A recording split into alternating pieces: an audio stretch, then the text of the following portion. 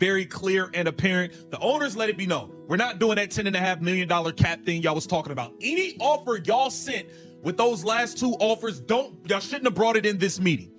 We're not doing a $10.5 million salary cap. We're not doing a 30% revenue sharing. You wasted your time getting on a plane if that's what you should. The owners made it clear they won't agree to the $10.5 million cap or the 30% revenue sharing. Now, it's also clear that the players don't all agree with each other. Some want to strike, while others want to accept the deal and get paid. This is what happens when a negotiation breaks down right in front of everyone. Alexa Philippou. The WNBA and WNBPA met in New York City for about 3 hours today. The player delegation included Nneka Ogwumike, Alicia Clark, Brianna Turner, and Stephanie Dolson. Nafisa Collier and Kelsey Plum had travel issues and didn't make it to New York. Ogwumike and company declined to comment on the PA's way out. The WNBA Players Association spent 3 hours meeting face-to-face with league owners in New York City on Monday. The players, including Nneka Ogwumike, Kelsey Plum, Brianna Stewart, and others, had been demanding this meeting for weeks. They wanted to negotiate directly with Adam Silver and skip Kathy Engelbert. But it didn't go as planned. According to ESPN, the owners immediately rejected the players' proposal: no $10.5 million salary cap and no 30% revenue share. The message was clear: if that's what you came with, the meeting and the flight was a waste of time. Clear, let me see this right here, that the players, they was doing this whole, we're on one front, we're all agreed and we're all in for everything. We're on the same page. No, you're not. No, you're not. No, you're not. And now it's coming out that the owners they stood their ground in this meeting, and the players are now. This is where it gets tricky. The WNBA Players Association has been showing a united front for months, saying they won't give in and are ready to strike if needed.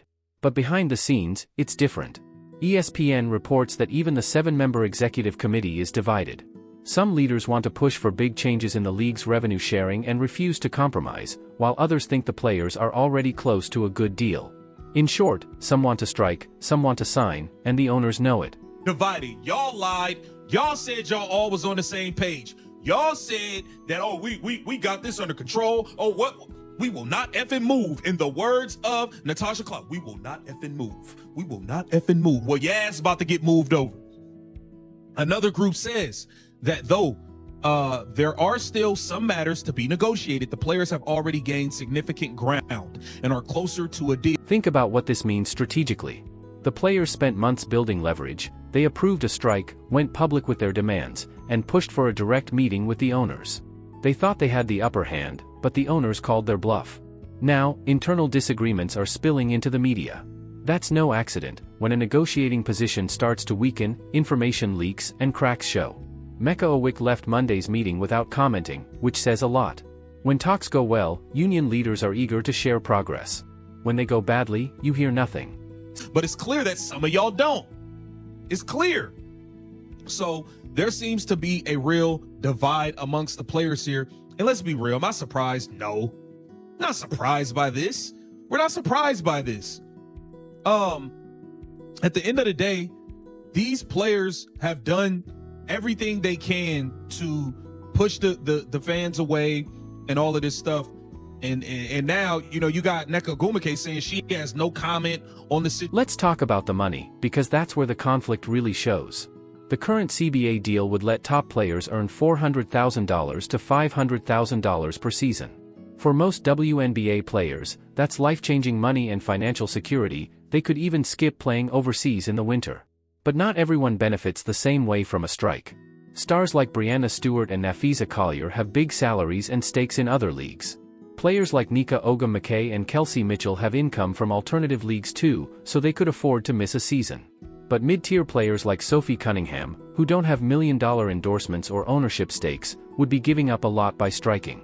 No one should expect Adam Silver to make the owners lose $700 million just to satisfy the players. Y'all thought Adam was going to bend the knee and allow the other owners to go into a $700 million hole for y'all? Absolutely not, man. Are y'all crazy? This is crazy. The WNBA and WNBPA met for 3 hours. The players, so Nneka was there, Alicia Clark was there, Brianna Turner was there. Can we please get Brianna Turner off the Indiana Fever? Please get this lady off the Indiana Fever. Steph Dolson. The owners understand the situation perfectly. They know the union isn't as united as it claims. Every week without a deal makes more players question if a strike is worth it. They also know stars like Brianna Stewart and Nafisa Collier could actually benefit from a work stoppage, since it brings attention and talent to other leagues.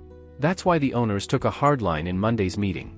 They're not negotiating with a united front, but with a divided group with different interests, and they're betting the players will break first. The players thought meeting face-to-face with ownership would help, that Adam Silver would step in, and that NBA owners would be more sympathetic than Kathy Engelbert. They were wrong. The owners won't put $700 million of their franchises at risk to meet the players' demands. That's not how business or negotiations work, and the players just learned that the hard way. Stuff maybe, so it probably was a good thing that the weather didn't allow them to get there. But, and you see, shout out to my boy Shane GT, man. We got to go live. He said WNBPA has horrible representation. Look, probably for the best fee didn't make it. She's not exactly disciplined in her messaging. So the delegation was made up of, in the grand scheme of things, nobody that has a following or even a big name, just people you would pass on in the street and not even recognize. Smart. Yeah, so that's what it is, man. But get down in the comments, let me know what y'all think. Caitlin Clark said weeks ago that both sides need to compromise, and she was speaking to the players, not the owners. She knows something the executive committee seems to have missed: the WNBA's leverage isn't unlimited. The league is growing, but it's not yet profitable, and most of the attention comes from a handful of stars. If those stars sit out a season, there's no guarantee fans will return. The players want pay based on projected future revenue, while the owners want salaries based on current revenue. This is the main disconnect. Now the players must make a quick decision. Training camps are starting soon, rosters need finalizing, sponsors and broadcasters need certainty. Every day without a deal weakens the players' position because many will realize $400,000 for 5 months of work is better than $0 for a strike that may not hold. Even if the executive committee authorized a strike, it requires most players to honor it. If 20 to 30% cross the picket line, the strike fails, the union fractures, and leverage is lost. The owners know this, which is why they took a hard line on Monday. The players thought meeting directly with Adam Silver would change things, but the owners won't risk hundreds of millions for them. A strike now would kill the league's momentum, shift the story from exciting basketball to a labor dispute, and give alternative leagues like Unrivaled an advantage. Monday's meeting was supposed to be a breakthrough, but it backfired. The owners didn't budge, internal divisions became public, and the players are running out of time and options. Now the choice is theirs: accept a strong deal or risk everything on a strike that may not succeed.